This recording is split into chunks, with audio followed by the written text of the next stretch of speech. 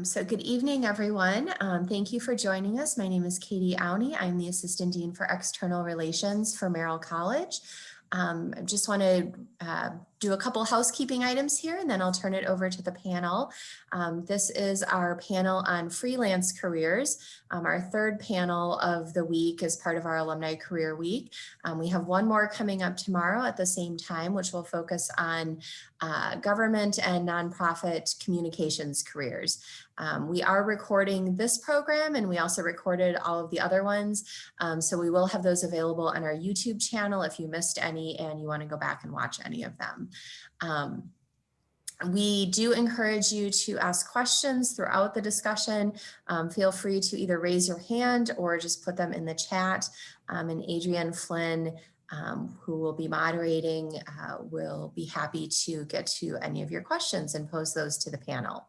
So without further ado, I'm going to turn things over to Adrienne, and she will get things started with our panel. Thanks, everyone.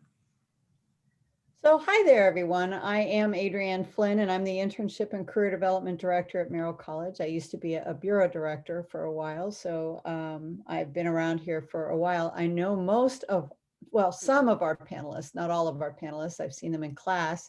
And we have a really stellar group tonight. I'm going to give you kind of a short introduction to each of them, but I'm going to let them also talk about themselves and their careers, and then we'll open it up to questions when we've got about 15-20 minutes left.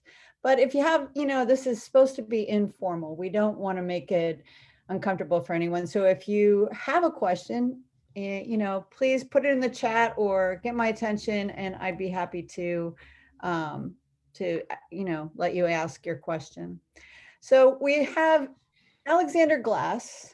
He's founder of Cottage Creative. It's an award-winning video production and marketing company. Alex, I don't remember what year you graduated. What year was it?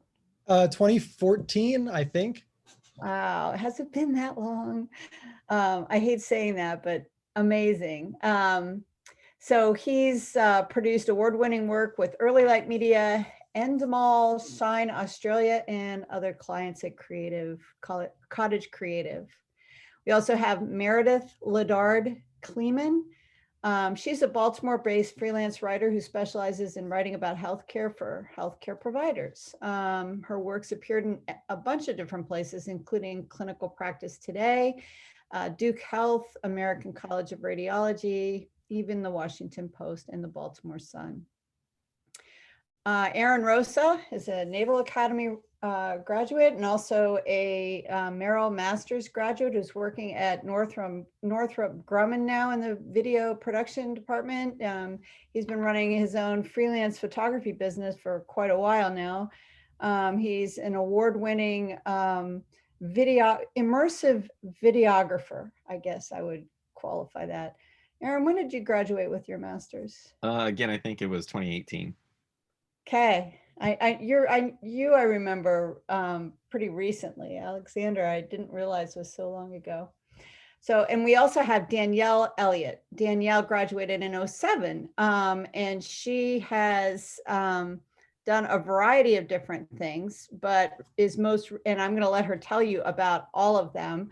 But right now she's a senior story producer on the documentary series A Wilderness of Error for FX and Blumhouse, am I saying that right? And on the podcast Morally Indefensible for FX. She's developing a documentary series and editing the podcast Death by Unknown Events. She's written for the New York Times, Atlantic, and a whole bunch of other places. So I'll let her tell you a little bit more about those in a minute.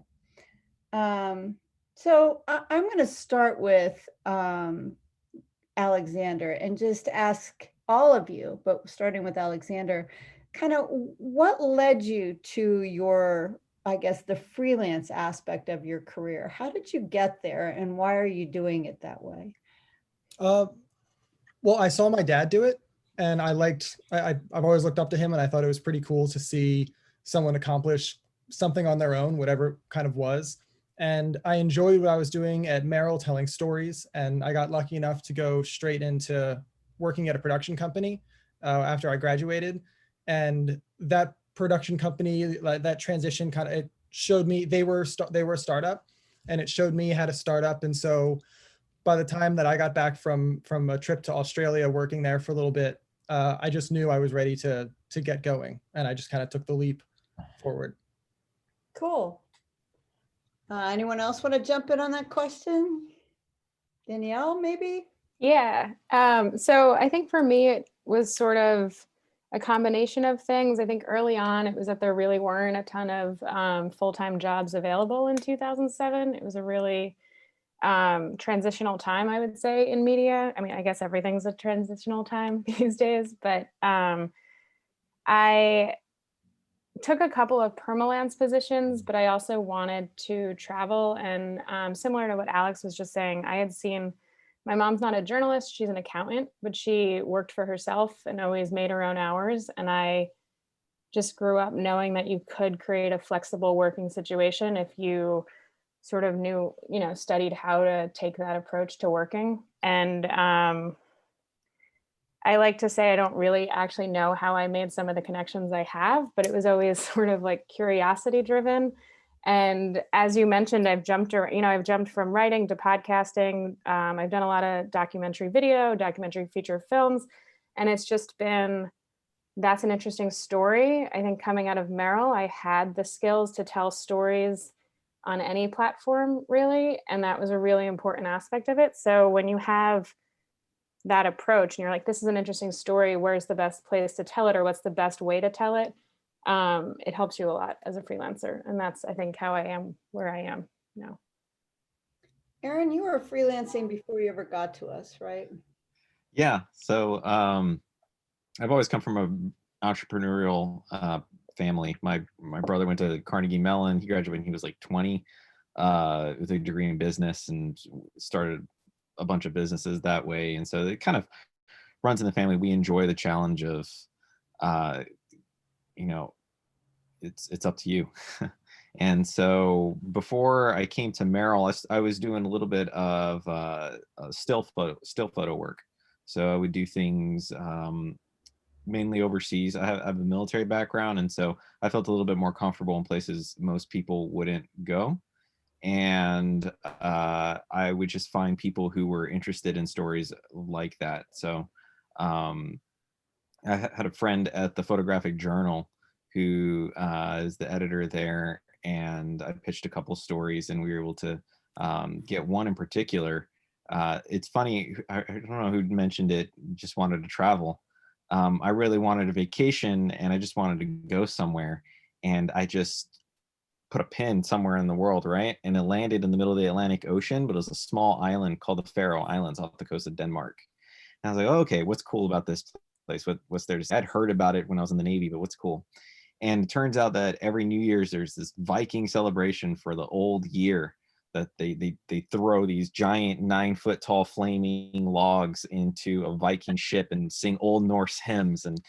And I was like, oh, I've got to see this. This sounds so cool. So I'm Googling it, and there's no good pictures. And I'm a photographer, so it blows my mind. It's like, has National Geographic, has somebody been here? And so the lack of pictures meant there probably was a decent, photo story there. So I ended up going out there and turning that into an actually just absolutely incredible vacation. And the cool thing that I learned at Merrill that I think would serve most people here well is the power of just asking a question. I sent an email to the mayor of this town. I said, hey, I'm a journalist. I'd love to do a story on your town. Can you give me some information? And when I got there, you would have thought I was Walter Cronkite or something. Like, they just rolled out the red carpet. I was invited to people's homes. They were giving me shots of schnapps out of a ram's horn. Ate like whale blubber, which is disgusting, by the way. So anyways, freelancing just kind of came out of asking questions and saying, hey, that looks neat, and let's try that. And then ended up doing some work for nonprofits as well for kind of the same reasons. But I'd say the biggest thing is to find a niche. I found that out when I got to Merrill, is that photographers, even good ones, are a dime a dozen. Everybody's a good photographer. So I found a niche in virtual reality storytelling and was able to exploit that. All right, Meredith. tell us about your freelance experience and how you got there. I mean, you really make a total career out of this, right? I would say a part-time career.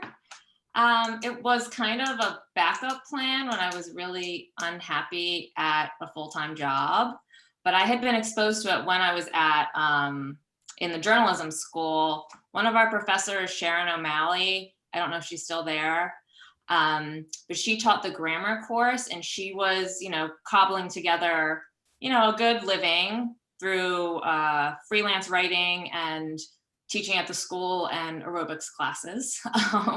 And she would take an intern every semester, usually one of her students. And so I got that spot, and it was a paid internship, which is really hard to come by. And she had found her niche doing like B2B writing for trade publications, building products. So this was 2007. So print was on the decline, but we hadn't had the economic crash of 2008 yet. So there were a number of publications at this group, and they were all trade publications for the building trade. So one of the magazines was Building Products, and my dad is actually a contractor, so I was sort of familiar with it. And then I ended up leapfrogging to Glass Magazine, which was about window glass for the glass industry. And then after graduation in 2009, I took a marketing and communications position at the Hopkins School of Nursing. So I was doing like niche marketing, Marcom stuff. That was a good experience. Then I went to a small PR firm, and it was a good learning experience, but not a good job experience. And I was getting married, and I just decided like, I can't do this. We have, my husband had a good income. He's an accountant. So I left that job. I don't want to say I quit, but I left the job. And it took a few months to kind of figure out what I was going to do. And I ended up babysitting, and then I did get a freelance client. And from there, I've just gotten more clients, and that started in 2013. And now I have a pretty good client base, and I'm able to be home with my 2 kids and do my writing work part-time and use my degree and feel fulfilled. That's pretty cool. So I want to know how you all started your freelance businesses. I think that's kind of the hardest thing, is to just take a flyer and, just trust that, somebody's going to hire you, somebody's going to want your stuff, somebody's going to be able to do something for you. I don't know, why don't you just continue, Meredith, and tell me how you started this freelance business? Sure. So I actually got in touch with a former colleague from when I worked at the Hopkins School of Nursing, and she had recently left. She had been the editor of the magazine there. So universities and trade associations, everyone has a storytelling platform. And fortunately, most of them still have print publications and a budget to pay people to create content for them. So my former colleague, she tipped me off to a couple resources, and I can go through and like list those resources in I can do it now, or if we have like a different segment I can talk about. But I kind of use that as my business plan. And my first client happened to be someone who helped me and my husband adopt our dog. And I added her on LinkedIn, and I saw that she worked for a medical publishing company, and I took kind of like a soft marketing approach, and I just added her and like said hello, because we had a really good relationship through the dog transaction. And she messaged me and said, "Oh, we're launching a new publication for Duke Health, and we're looking for writers. I see you're a writer. Are you interested?" And I said, yeah. And I had beefed up my LinkedIn. I think I had established my website, and I'd put my clients, like my clips and stuff, or like my experience at that point. So she thought I appeared, worthy of hiring. So that gave me the confidence. Yeah. Excellent. Danielle, why don't you tell us about how you started your freelance business? You've been done a lot of different stuff. So I'll start with when I graduated from Maryland. I got it. My first job was with a company that I had interned with. I was working with NBA Entertainment. So we were making any of the documentaries covering the NBA that aired on ESPN and ABC, and we covered the playoffs and the draft and just anything NBA related. ESPN, I started, and that's when I first learned that most networks outsource that kind of feature content. And I started to realize that not everything is done in-house, which I don't think I'd always understood. I stayed with them for 9 months, I want to say. Actually, no, my first job was with another person who I met through interning at the NBA, who had started a startup. And that job didn't really pay enough. So I was supplementing it by nannying for someone's kids. And then also I went on Craigslist and found an ad. I just wanted to write also. So I found an ad, and this was back when Craigslist was more of a, you could find jobs on there. There was a new company that said they needed help building a business directory, and they wanted someone to interview every business owner in this town and write their story in 2 to 3 paragraphs. It turns out so I responded and I started working with them, and it turns out we were building the directory for what was going to become a digital local newspaper. So then I told them I was actually also a reporter, which wasn't entirely true. I had a broadcast degree, but it worked out. So for that first year, I was working for NBA TV, I was nannying, and I was writing for patch.com. After about a year at the NBA, I'm not good with, I don't like how, everything is seasonal and you cover the same thing year after year if you're on a beat. That didn't really work for me. So after a year at the NBA, I could tell we were just going to do the same thing again with the next season. So I left, and I actually called someone who had interviewed me for a job at ESPN.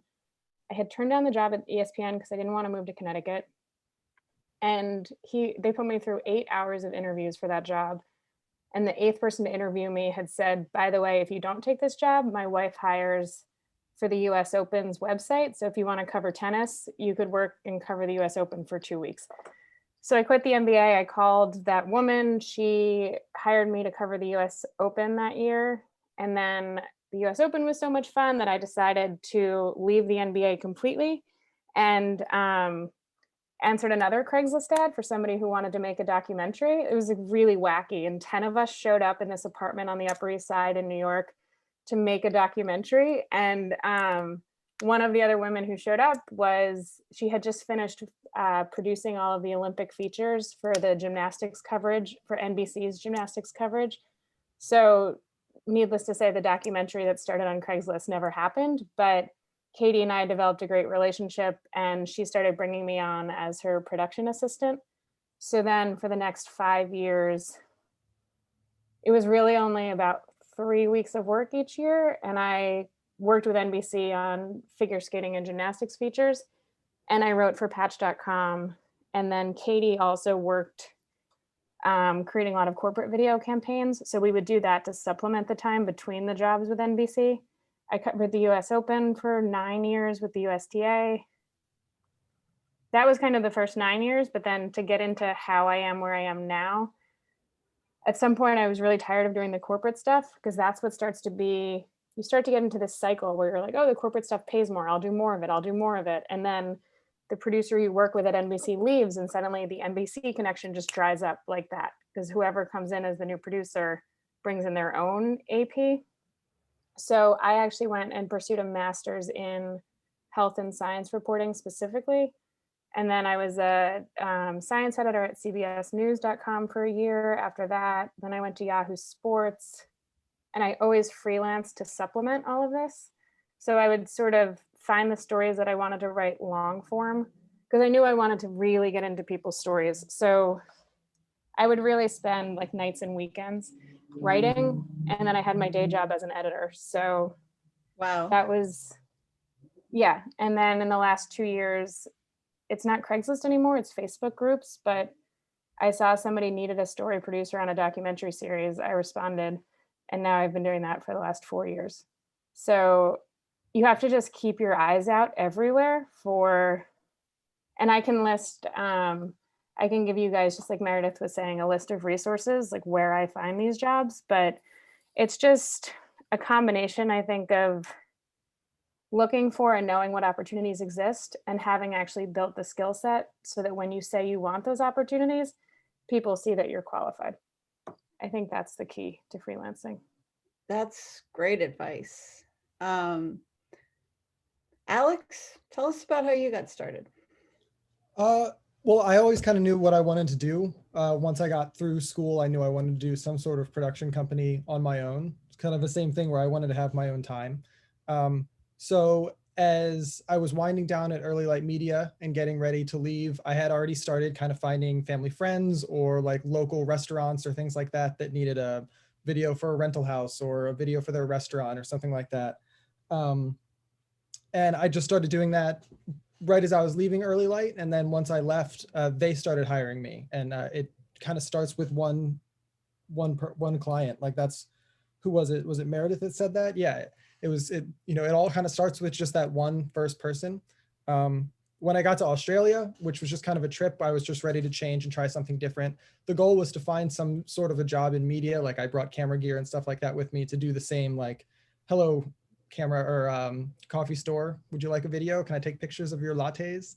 But our first Airbnb host had just finished up with like a Netflix movie that he had directed and was in reality TV in Sydney. So I got to work almost immediately with them and got to travel and do a lot of work in Australia, and knowing that I could then sell myself to different production companies that would work for the bigger production companies and networks. It showed me a different side that I hadn't seen. At Early Light, I learned a lot about corporate marketing and what video could provide to corporations and what video could provide to nonprofits and storytelling. And those things combined, when I got back, I was ready to do Cottage Creative. So I started an LLC. I had to come up with a name, and I was living in a house that was kind of like a cottage. I like alliterations, and Cottage Creative made it so I wasn't stuck to being just a video company or just anything else. I could kind of do different things. And since then, Cottage Creative has done everything from producing like documentaries that help out their clients to tell the stories to make it impact, to make their message heard, to corporate things to help communications, especially during COVID, a lot of internal communications, and even branding. We've hired contractors to come in and help us with branding divisions of big corporations and stuff like that. So it's just been an ever-going flow of change, just kind of being adaptable when needed to be. I love all the trips to Australia. I'm so jealous.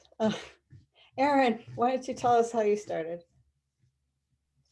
A lot of my freelance stuff happened midway to after I finished at Merrill. I ended up taking a part-time job doing social media and website design for a local church. And through that, I started realizing that a lot of nonprofits need content because they're driven by fundraising. And being able to pay one person who knows how to do everything is a lot more economical than paying a staff of people, which, I mean, is unfortunate, but at the same time, fortune favors the bold. So through that, I was able to make a friend at a nonprofit called World Villages for Children. And I said, hey, I've got this VR thing. They were having issues with taking high profile donors into really dangerous places like in Mexico City or Tanzania or the Philippines, where they build orphanages for kids. And I said, well, hey, look, what you're doing is you're sending these people out, you're spending 10 grand to fly this person out there to put them up and for security and all that. And you're hoping they give you something in excess of 10 grand. So you make it back. And that difference is your donation. That's your ROI. And so what they ended up doing was sending me to do videos in those places in virtual reality, so in 360, and bring it back and then put it in headsets, and they would take those to the donors, and whatever they gave tended to be more than what they would give in the initial place. So that was huge. That was really cool. And through her, she knew a bunch of people who were like, apparently this is a thing, people open up their own Catholic schools around here. So I ended up doing basic video production and like trailers for their businesses. They're Catholic schools, and it's very basic. It's headshots. It's sit them down, you mic them up. A lamp off at the side. This is why I chose this school. Edit it all together, get it out, and it's like $1,500 right there. The weekend's worth of work. And then another niche that like Danielle was saying about Facebook groups. I took my kid to jujitsu. My kid did jujitsu for a little bit, and while I was in there, I would just hang out with the other people who were watching their kids, fight on the mat. And one day, this guy, the owner of the jujitsu gym, comes in, and he's just really angry. And I had to tell him that my son lost his jujitsu suit, and I needed another one. So I was like, hey, a bad day. And he's like, yeah, this guy's trying to rip me off. I need to film a video, and I paid him this money up front, and he took off. And I go, well, I can do a video for you, and I'm legit. Here's my website. I have a degree in this kind of thing. I have a kid here, so I'm not going to go far. And what ended up, that encounter ended up opening up a whole new market, which was Brazilian jiu-jitsu gyms. So if you are a videographer, that's what they need. So if you're a videographer, you have very basic production skills. I'm talking like more than a cell phone. You are amazing to these people. And the way I found out about Brazilian jiu-jitsu gyms is their business model is, yes, they do lessons, but what they really like to do is they like to do curriculums, video curriculums of different moves and all that, because you have to master certain moves to get different belts. And so what I ended up doing was just videotaping this guy, doing different moves with, one camera angle and a mic on him. And it didn't look like someone did it in their basement with a cell phone. And he loved it and paid my rent for a couple months. So the hustle is out there. Personally, with the freelancing, I still do it from time to time to supplement income. If I want a new lens or a new camera or something like that, I still shoot like weddings and things like that. It got a little bit too unstable for me. But what I do now at Northrop Grumman, I got hired on there kind of through those same channels. And what's interesting is there's a great quote that Henry Ford has, which is, if I asked people what they wanted, they would have said faster horses. And I kind of took that to heart. And so I started interviewing for a job as a photographer. I said, what you need is VR. And then, what do you mean? And I kind of explained it to them, and they ended up creating a position for me. And so that's kind of the model of how I push VR. Now I do all VR for Northrop, but what I end up having to do is essentially freelance amongst the different departments and try to find work with different programs and projects.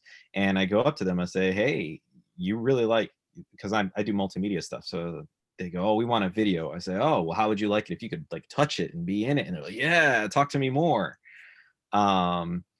That same attitude is going to serve you well, whether you're within the corporate mind, the corporate world, or freelancing.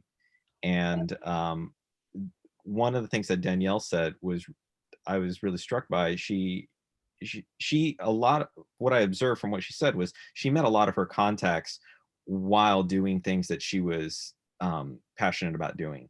So she met the Craigslist lady and people on Facebook groups and things like that. You're gonna the people who are like you are gonna be at the places that you want to be.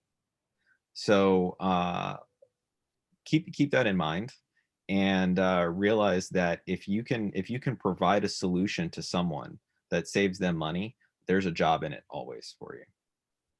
Yeah, the theme I keep hearing here is just kind of the hustle. Mm-hmm. You just have to be able to recognize opportunity and just put yourself out there. There's that sort of jumping off the ledge kind of attitude toward freelance that, that I never really had, that I'm just so impressed by all of you to just take the leap and go for it, when something opens up.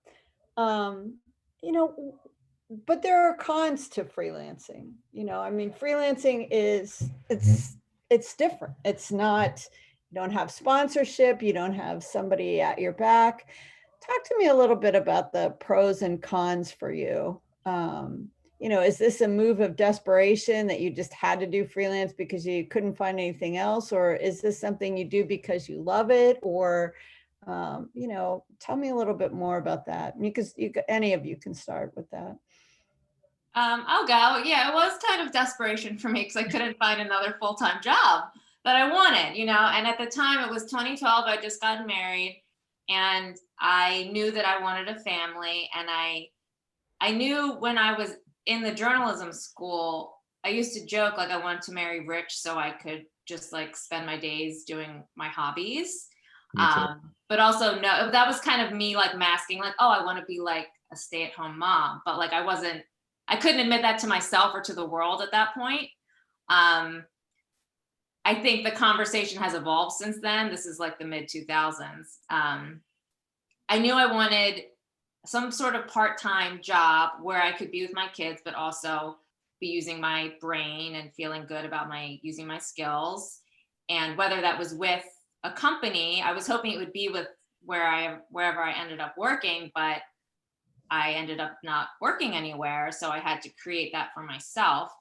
The con is that it's a lot of hustle. It's not steady. It's scary in the beginning. Danielle said she nannied. That's pretty common with even when you're starting a business. I listen to like this podcast, How I Built This or How I Built It, I forget. But the advice is when you're starting a business, you have to stick with your full-time job so that you have the money to grow that business. And that's kind of how freelancing is. You need to have another source of income. So whether now this gig economy is so different than it was even in 2012, 2013, I think it's become very typical for people to cobble together an income from several different income streams. But at the time I felt like a fraud. I was probably experiencing some sort of depression. But then I got a client and it gave me confidence. And you also have to act like you're the expert, even if you don't feel it, because your client is looking to you to be the expert. They believe that you're the expert. So you have to act like you are. And there's this thing I learned more recently, like imposter syndrome, that a lot of creatives experience. And you'll hear people in their 60s and 70s saying that they still suffer from imposter syndrome, that you just never feel like you're good enough, but you are. And you can look back on your clips and look back on your previous work and say, okay, I did this, I can do the next project, and put yourself out there like you were saying. Pros and cons? Yeah. Well, pros and cons, yeah. So there's always the con of like that fear, but I'm gonna kind of sound like Michael Scott here. It's like the con is also the best pro. Like that motivated me to keep going. I was pretty careful about before starting, like making sure that I had a little bit of runway. I was lucky enough to be able to save up some money before I got started, and I could get going pretty quickly. Like I got clients almost right away. So there wasn't too much of like a lag time for me. But the real motivation for me to go and start Cottage Creative and work on my own was to be able to set my own time, my own schedule. So if I had to work Saturday and Sunday, that was my fault, or that was my planning. That wasn't like some another lord telling me that I have to go work this weekend. There was no office space for me, no TPS reports, none of that. And that motivated me past whatever fear I ever had at any given point in time of like, oh my God, rent is coming up or anything like that. And made it way more tangible to like reach for that success. So that being your own boss is the best. Yeah, I got interviewed the other day, but I did a career fair at my old high school, and one of the students called and asked some of the most poignant questions I've heard in a long time. And he summarized it really nicely. I like the independence. That's what I would like. Having bosses, what a pain. So what are you going to tell these young journalists that are kind of hanging around here on this call about starting a freelance business? What do you want to tell them if they want to go out and be their own boss and do this thing? What's your best piece of advice? Get ready to hear no a lot.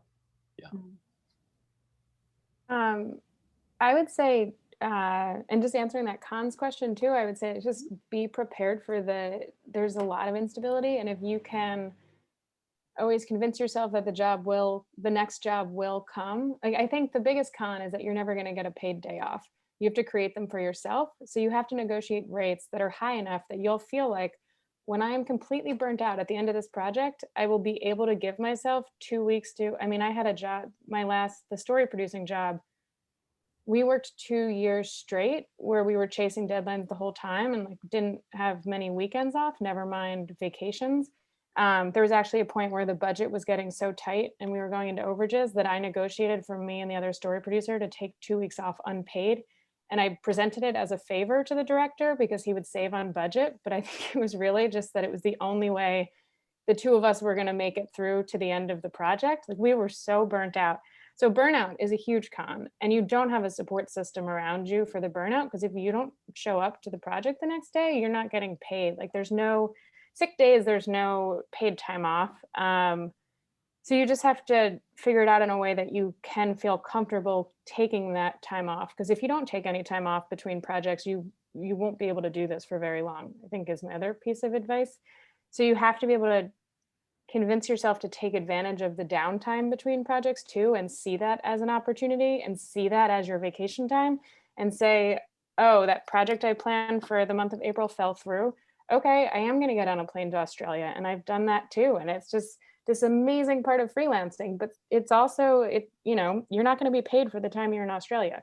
Whereas the person with the desk job or the full-time reporting job is going to get paid for their time off. And that's a huge con of freelancing, I think. But the question sorry, I was following up on the last question, and Adrienne, your question. Just advice. Okay. I think my biggest advice in the journalism realm is that if you want to have a beat, you really should try to be full-time somewhere and be willing to move maybe somewhere that's not your first choice to live, but give yourself, and it feels, I think when you're in the J school as an undergrad at least, it feels really hard to be like, give yourself 8 years of reporting in smaller places and then you'll make it to the bigger paper.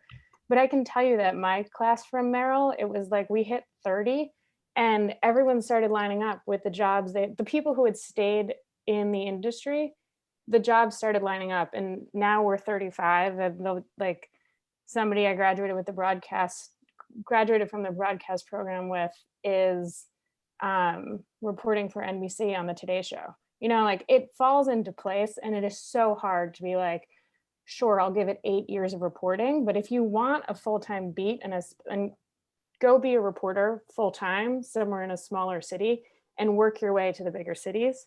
But otherwise, advice on starting a freelance career is just talk to everyone you meet, ask them what opportunities they might be able to give you, or listen to what they're doing and figure out how you can help them. And something will come out of those conversations. I love that. How can you help them? That's kind of what Erin was saying too. I want to do PR, so this is going to make you better. I love that. You guys have other advice for freelancers? Yeah, mine. I was liking what Danielle was saying about, just following up on every opportunity. Be very loud in telling people what you are doing and feel confident, and have your little elevator pitch prepared of how you describe what you do so that you're not bumbling, because you do want to project confidence. The other advice would be kind of figure out, learn more about business. Look up, get comfortable with negotiating. Danielle was talking about burnout and overages on a big job and building in your rate. That's something you do really need to think about, how much time and what you want your hourly rate to be, how much time you think something's going to take. And inevitably, you're going to have those clients and those projects that just take way longer. But that gives you more experience when you're quoting a fee for your next project. The other thing with that is maybe you don't want to work with that client again. Maybe they come back at you and you realize they were kind of a pain in the ass and you just want to turn them down, and you got the experience and you can move on. You can turn work down too. That's kind of hard. I think when you're younger, you feel like you need to take on every project that comes your way, but you can say no. Yeah, my friend who runs a freelance business, she has the piss off tax. So in other words, if a editor that she's worked for before has been so cantankerous or annoying, or the project took too long, her hourly rates go way up. She might do the project, but it might cost them a lot more. I don't know if you do that just for, to make up for the problems that people create for you. Yeah, I'm aware of that. And if someone wants like a really fast turnaround on something, I could see doing that. I haven't really been presented with that opportunity in a while, fortunately. I just get assignments from editors who I enjoy working with. Like this past year and a half, and even the year before, like they were the most successful years for me, now that I'm in my mid 30s too, and I'm really feeling like I am the expert in this and people should want to work with me, and just feeling more comfortable with what I want to take on and not having to chase after work. The opportunities do come to you, and your friends are advancing in their careers as well, and they may need writers too. I've gotten work from my J school friends, and I've gotten referrals, and one of those referrals turned into a 1.5-year gig of weekly assignments. Danielle? Yeah, I was just going to say, I just wanted to say, I agree with Meredith on so many of these points. And like the number one thing being your peers will move into hiring positions. So you're not always going to have to be meeting the bosses. Your friends are going to become the bosses, and they're probably going to call and hire you. Like that's a very important part of freelancing. I just jotted down a couple of quick things. Is also, don't oversell yourself. When I hire people on freelance projects as associate producers, and it turns out that they've never done this work, I am so frustrated, and it puts me in a position where I can't deliver exactly what I promised. And so I think the number one thing is to, don't try to overcome imposter syndrome, but also don't oversell yourself. Like there are very few years, I think, in your career where you really have the opportunity to learn from people who are more experienced. And you probably are very experienced and knowledgeable in your own right now, but it's hard to get into positions where you actually have an editor or a producer who is invested in helping you become better at the job. Take advantage of those years. Like I miss those years very, very much. And then one other thing, I just wanted to say to your point, Adrienne, just this morning, I'm negotiating a contract extension with a client who asked me to come onto a project for 4 months and asked me to sign what's called a all in, like all services deal, pay to play, I guess you could say. I wrote language into the contract to protect myself from that, and I put an exact time period on it. That 4-month contract has already been extended twice, and each time, so actually my co-writer on the project has quit because he didn't put that language in his contract, and they refused to pay him more money to extend, and the deal said he wouldn't be paid until he completed the project. It's been a year, it's been 13 months. We have not finished the project. He quit and only got, I think, 1/3 of his overall rate. Oh. I've been able to extend twice. And now just last night, they had the nerve again to ask me to extend for free. And the reason we're in overages is because they didn't know how to budget to make a podcast. And I have the upper hand right now, and you have to know your worth. And I know that they can't finish the project without me. We're making it with Audible. The editor from Audible has already been on 7 notes calls with me. She's really happy with the podcast, but I have to be my own advocate. Like you don't have anyone advocating for you, but you have to know your worth, and you have to fight for yourself because no one else is going to do it. So how'd you learn how to write a contract? I mean, did you hire a lawyer? Did they teach how to write a contract?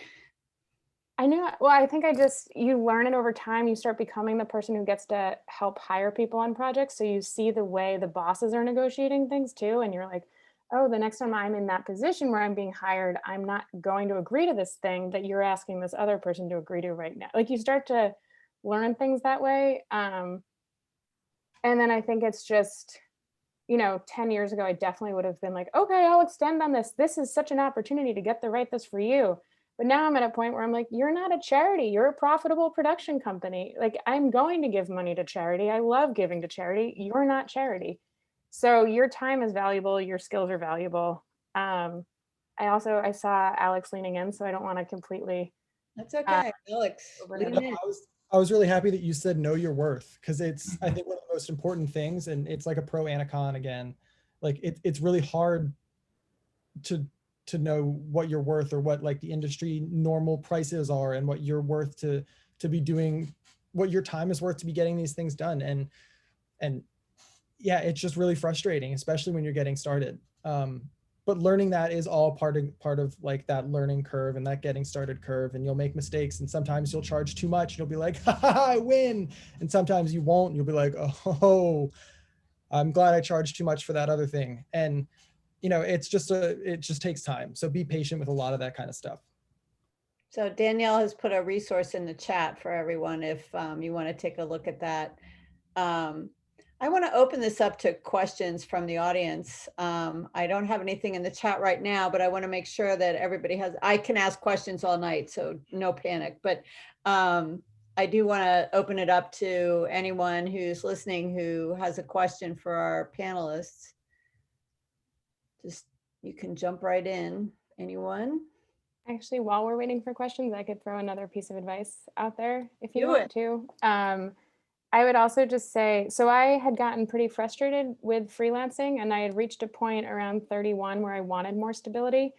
I didn't know what I wanted, like I just thought I wanted more stability, and I went into branded content. I was an associate creative director on the branded content team at the Atlantic, and I treated it like business school, like getting paid to go to business school. It was a very random opportunity, and it's kind of like you never know where something you're doing is going to lead you.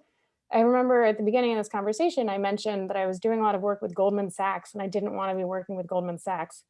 Well, doing branded work with Goldman Sachs led to the Atlantic calling me 5 years later saying, we've seen the editorial work you've done for us, because I had freelanced for them a bit, which is a freelance assignment that I got because I went on the website and pitched them a story without knowing the editor's names. Like, you can go on the websites, find the editor's name, and make up email addresses that might work at their organizations. Oh, I used to do that as a reporter. Right. So you sort of just keep reporting on who this editor might be until you land a pitch.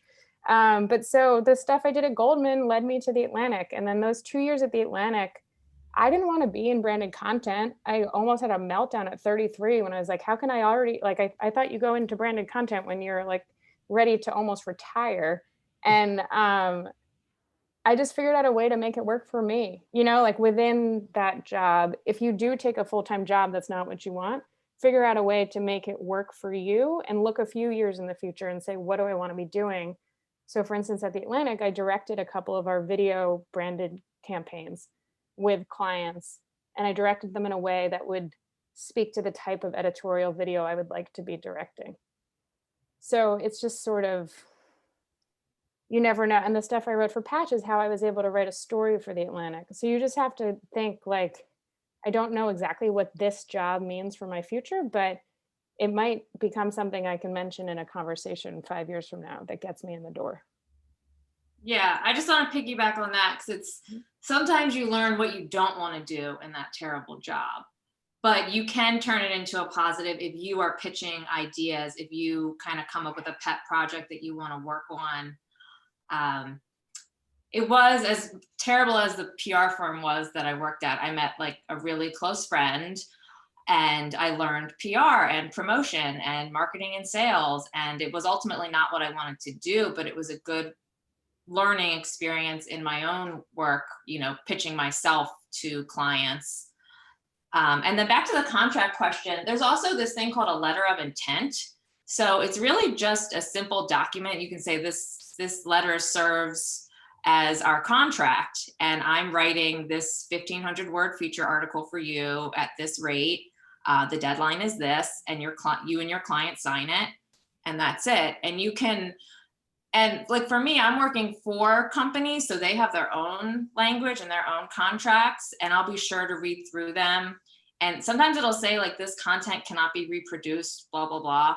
And you want to be able to use that in your own marketing materials. So you want to understand that language really well. And it's okay to go back and say, I saw this paragraph. I want to be able to mention you on my LinkedIn and in my marketing materials, like on my website. can I do that basically? And the editor will shoot back to you, yeah, you can do that. That's fine. And then you also want to be explicit on when you will be paid. Like Danielle, you said like people haven't been paid yet. Typically you don't get paid until after the project is finished, and it could be 30 to 60 days. One of the resources I used in my planning, that person who runs the website says, try to get paid in 15 days and in 2 weeks. And I was able to do that with a client, but then they changed their, I don't know, they were acquired. So now I get paid in 30 days, but I still get the check in 2 weeks pretty much. And you can put that in the bottom of your invoice as well. Like your prompt payment in 30 days is appreciated. Well, you know, that's one of the things that used to bug me about freelance is getting paid. I mean, it's like these, especially news companies, would put off paying you for so long, it would be ridiculous. So I have one question in the chat right now. What do prospective freelancers need to be aware of when it comes to things like taxes, self-employment taxes, you know, working with clients in different states in particular? Maybe you want to tackle that one? I would say hire an accountant. That is yeah, one thing Danielle, you said your mom's an accountant, my husband's an accountant, and he said, yeah, hire a professional. Yeah. Hire an accountant if you can, but understand like at the get-go I mean, I forget what the actual numbers are, but like assume 35% of your income is gone. So you're going to get nice big checks, or you're going to get full checks for whatever the project is, or in thirds, which Danielle is pointing out in the chat, which is a really good point to set benchmarks like signing, production, and like original agreed upon delivery date. But when you get that check, you get a nice big one. And when you get a check from your regular employer, that check is smaller because it's got all the taxes taken out. Your check as a freelancer isn't. You have to do that yourself and understand that when you deposit it or you put it in your company bank account or wherever it goes, like that number that is really enticing to buy a new lens or to buy a new camera or to go on a vacation or to like go to Australia for a fun vacation because you had like like understand that it's not yours yet. And that's really hard to do. So do you actually have a separate fund to keep your, you know, your tax money in and your salary to account for those things? I did, yeah. Yep, that's how there were, I forget which one it was, but it was at the time when apps were starting to come out when you could have a bank account and then like structure that just one checking or savings account. And I would just put every time a check went in, a percentage automatically went into like do not spend. Mm-hmm. And eventually your accountant might be able to help that number lower, but you don't want to accidentally have to pay more than you thought. That'd be terrifying. So Celia asks, what do you think are the most important hard and soft skills to have as a freelancer? Writing. You need to be able to write, to pitch yourself, to say hello, to write a script, and just to understand like where shortfalls or shortcomings might be with your writing. I'd say it's very important to understand that a lot of very rarely are you going to be directly dealing with the person who can make the deal for you. And so realizing that everyone that you talk to you want to turn them into an advocate for you, because those are the people who have access to the places that you're not going to be in. They're going to be behind the closed doors with the hiring person when you're outside, and you want someone who's on your side in there. And so a really important part of freelancing is understanding the kind of the political things that are going on with that person. So does this person like their boss? Are they good with their boss? You know, are they, you know, you don't want to try to, and this sounds terrible, but you don't want to try to groom as your contact within the company the person that everybody thinks is super obnoxious. You don't want to waste time on that. I didn't even know. I just do that with everybody. I just schmooze everybody because I'm just a nice guy, I guess. And I didn't even know that, but there were two people who I had worked with before who had actually been pushing my resume around Northrop Grumman, and someone who I went on a trip to Lebanon with when I was shooting a story in refugee camps. She was going through a divorce. I had just gone through a divorce. So I kind of like talked her through that. And about 4 months later, I found out that the creative director for the nonprofit she worked at contacted me with a contract and said, hey, we want to pay you X amount of dollars to edit this documentary series. We shot it and everything. We just need you to edit it. And it was completely out of nowhere. Just being kind to people and understand that other people are under the same amount of pressure that you are. And so if they're able to, if they like you enough to be able to go to bat for you behind closed doors and all that, that's a huge gift. And also remember to, reciprocate. Yeah, I want to hop on that. Yeah, just being really nice, even everyone in your journalism class. You want to leave them with a good memory in case they are in a hiring position one day. Being kind to everyone, thanking people, even when it's been a bad experience. Just at the end of all my emails, after I submit an assignment in my invoice, I always say, just thank you for the opportunity. I look forward to working with you again. Not if it's been a bad experience, but if it's been a positive experience for sure. And then I also send holiday gifts to my clients. I just have a handful that I work with regularly, like 3 or 4. And the one from the beginning, I've been working with them for 6 or 7 years now, and it's 2 people. And I still send the person who originally hired me this Williams-Sonoma paw prints candy box because she's a dog person and that's how we connected. And I send like my holiday family card. I don't want to put the effort into like mailing a package during the holidays. It's just like a Starbucks gift card, e-gift card, whatever it is. But I do like the personal touch of, like, a lot of the clients I've been with through 2 pregnancies, and they've known I've been pregnant and that I've had children. So it's nice to send them my family card since we've never actually met. I find that politeness goes such a long way in business. Saying thank you, saying you're welcome, being very polite, being respectful of people's time, being on time, making deadlines. I mean, these little bits of respect in the business world go so far. And it doesn't matter if you're freelancing. I mean, this can get you the next job because if it's between you and the person who is arrogant or whatever, doesn't give credit where credit is due, that person is going to lose every time, whether it's a contract or it's a next thing. So there's a pile of financial advice in here from Danielle and some more from Erin. And a great little line from Erin about mentoring. You want to elaborate on that, Erin? Yeah, mentoring is huge, not only because, you always want to have a mentor above you and a mentee below you, and a mentor who's your peer. And a peer mentor could be someone like, for example, I'm really good at stills, but I'm not so great at audio work. So I have a friend who's a podcaster and all that, and I'll, daily ask him for questions, or I have friends who are good at business. I was actually just typing something up about business. You're very good at journalism. You're not very good at business. I'm very good at photography. I'm not very good at business. I know the ins and outs of, shutter speeds and ISOs and all that kind of stuff, but I don't know the ins and outs of, what's a good business plan look like? What's a business model look like? What are your do you know that you're probably not going to be profitable within 1 year? All these types of things are, those are super basic in other fields, but you don't necessarily know that. And it's good to have someone who you just identify as knowing all those things you wish you knew, and then say, hey, look, I know your time is money. And so I'm going to try to make it as painless as possible for you. And I'm going to try to add some value to your day. Let me take you out to lunch. Let me take you out to lunch to a place you want to go to. And think of it as, I'm just paying. Imagine all the money you would waste and the time you would waste. And again, knowing your hourly rate, imagine all the time you would waste trying to figure out how to do your taxes on your own, when you might spend $20 buying someone lunch and they say, oh yeah, and then this is the accountant and she's really good, and stay away from ones with, this kind of background. You don't need that. They'll try to upsell you and all that. Well, you just save yourself, if your hourly rate is $100 an hour, you just save yourself $500 of time that you wasted when you could be working. That's the opportunity cost there. So mentors are huge. Really the only thing in life that you're getting for free.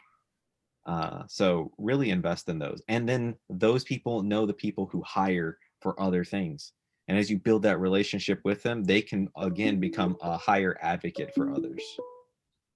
So we have reached the end of our time together, and it was a real pleasure.